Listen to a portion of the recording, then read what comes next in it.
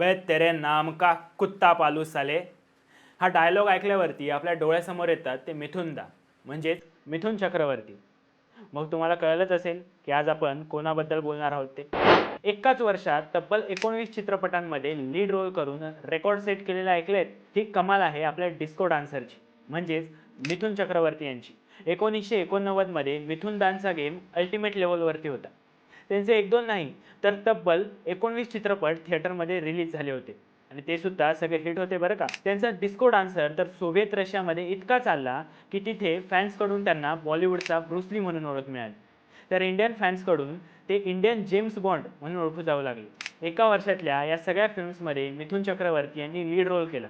त्यामुळेच त्यांचं नाव Limca book of रेकॉर्डमध्ये रजिस्टर करण्यात आलं. कारण आजपर्यंत कोणत्याच अभिनेत्याने इतक्या फिल्म्समध्ये लीड रोल केलेला नाही.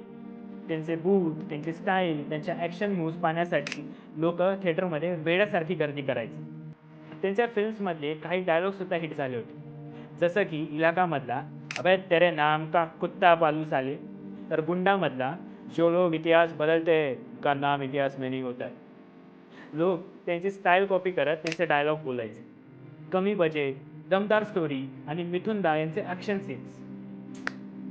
ग्रामीण भागातील लोकांसाठी तर ते सुपरस्टार नव्हते, ते देव होते.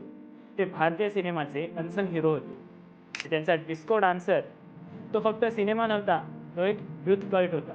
त्यामुळेच त्यांना खऱ्या अर्थाने ओळख मिळाली. ही माहिती तुम्हाला आवडली असेल तर व्हिडिओ लाईक करा, शेअर करा आणि चंद्रकोर फिल्म्सच्या इन्स्टा पेजला फॉलो करायला विसरू नका. आणि हो, आमच्या यूट्यूब चॅनलला सुद्धा नक्की भेट.